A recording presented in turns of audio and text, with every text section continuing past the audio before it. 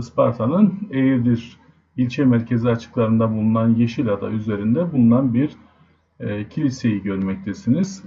Bu ada yapılan bir yolla ilçe merkezine bağlanmış durumda. Yani bir yarımada haline almış.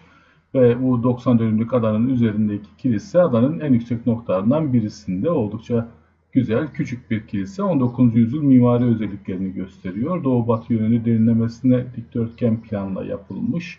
Doğu köşesinde bir apsisi var. Yan duvarları moloz taşlarla yapılmış. İçi ahşap direkli ve tonoz örtülü. Ancak kapıları kilitli olduğundan gezmek mümkün değil.